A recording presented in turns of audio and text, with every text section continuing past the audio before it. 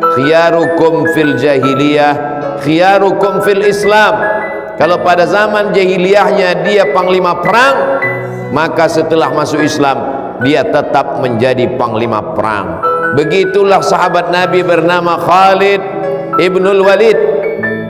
Ketika pasukan Nabi sallallahu alaihi wasallam berperang melawan kafir musyrik, Nabi berpesan, kalian nanti akan melihat aku berperang. Maka 70 pemanah yang sudah disusun di atas Jabal Rumat jangan turun ke bawah. Andai pasukan Nabi menang, kalian jangan turun. Andai pasukan Nabi kalah pun juga kalian jangan turun ke bawah. Begitu melihat pasukan Nabi menang, lalu pemanah ini turun ke bawah, tidak sabar melihat harta ghanimah, rampasan perang. Melihat pasukan Nabi turun, maka Khalid bin Walid yang ketika itu belum masuk Islam, menjadi panglima perang kafir musyrik, berputar mengelilingi Jabal Rumat, menyerang dari belakang. Itulah kekalahan pasukan Nabi pada perang Uhud tahun ketiga hijrah Nabi Muhammad sallallahu alaihi wasallam ke kota Al-Madinah Al-Munawwarah.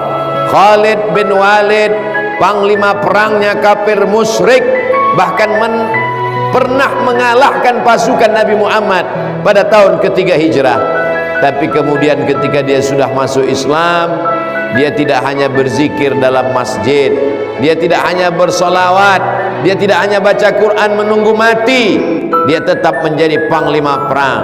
Tapi dia tidak mendapat kehormatan mati syahid.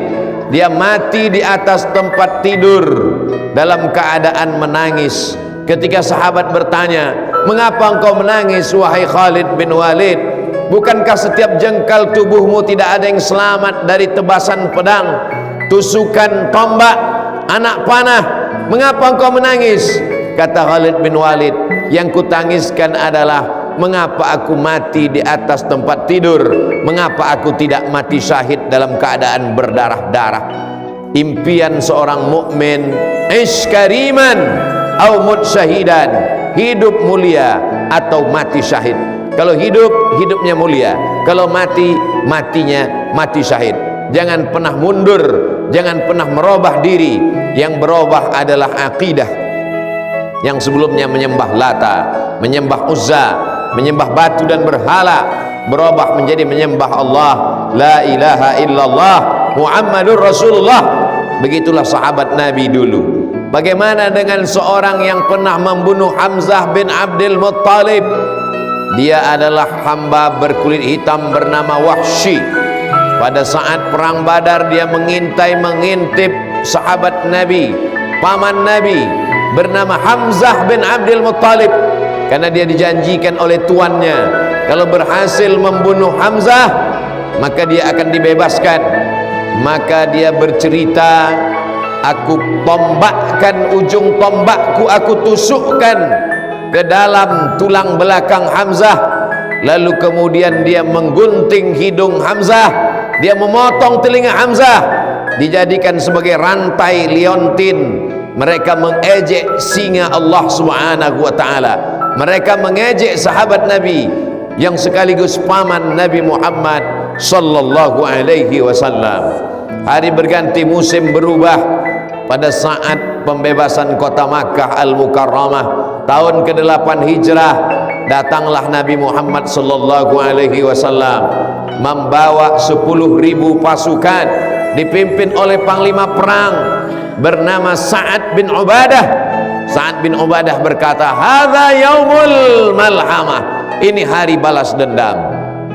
Dulu mereka menggunting telinga Hamzah, dulu mereka memotong hidung Hamzah, hari ini kita pun akan menggunting dan memotong telinga mereka. Kafir musyrik Makkah, 10.000 pasukan sudah siap. Saat itu apa kata Nabi sallallahu alaihi wasallam? Hadza yaumul marhamah, ini hari berkasih sayang, ini hari berkasih sayang, ini hari memaafkan. Nabi tidak ada memotong satupun telinga orang Makkah, Nabi tidak ada menggunting satupun hidung orang Makkah. Qumu maghfuran lakum, kalian semuanya diampunkan dengan kasih sayang Sayyidina wa Maulana Muhammad sallallahu alaihi wasallam. Wahsy yang pernah membunuh paman Nabi, Wahsy yang menggunting telinga paman Nabi, lari ketakutan ke Taif setelah dia dengar pasukan Nabi sudah pulang ke kota Al-Madinah Al-Munawwarah. Lalu kemudian Wahsy datang pulang ke kota Makkah. Dia lihat tidak ada satupun telinga yang digunting, tidak ada satupun yang dibunuh oleh Nabi Muhammad sallallahu alaihi wasallam. Lalu kemudian Wahsy bersegera mengejar Nabi Muhammad ke kota Al-Madinah Al-Munawwarah. Sampai di kota Al-Madinah Al-Munawwarah, dia berjumpa dengan Nabi. Dia ketakutan. Dia pikir Nabi akan memancung kepalanya. Dia pikir Nabi akan menggunting telinganya. Dia pikir Nabi akan merobek jantungnya, sebagaimana mereka memutilasi Hamzah bin Abdul Muttalib, Sayyidus Syuhada, pemimpin antara orang mati syahid. Tapi ternyata itu tidak terjadi. Anta Wahsy, engkaukah Wahsy? Betul, akulah Wahsy. Qatalta Hamzah, kau yang sudah membunuh Hamzah. Betul ya Rasulullah, aku yang sudah membunuh Hamzah. Nabi menepuk dada Wahsy. Wahsy mendapatkan hidayah. Dia masuk Islam, bersyahadat asyhadu an la ilaha illallah wa asyhadu anna Muhammadar Rasulullah. Setelah itu Wahsy pulang. Dia tidak menjadi orang penakut, dia tidak menjadi orang pengecut. Dia tidak hanya berzikir baca Quran menunggu kematian datang, dia tetap garang. Hanya saja sebelum masuk Islam garangnya kepada orang Islam. Setelah masuk Islam dia garang kepada orang kafir musyrik, dia garang kepada kafir Quraisy musyrik. Lalu kemudian ketika terjadi peristiwa saat muncul seorang nabi palsu bernama Musailamah, nama kampungnya Yamamah, Al-Kadzab, pendusta pembohong. Disitulah dia ingin membersihkan tangannya. Walaupun dia sudah Islam, tapi setiap kali melihat tangannya, dia lihat tangannya berlumuran darah. Tangannya sudah menikam Hamzah, tangannya pernah menggunting telinga Hamzah, tangannya pernah memotong hidung Hamzah. Tak termaafkan dosanya. Disitulah dia sadar satu-satunya jalan untuk membersihkan tangannya adalah dengan membunuh nabi palsu bernama Musailamah Al-Kadzab.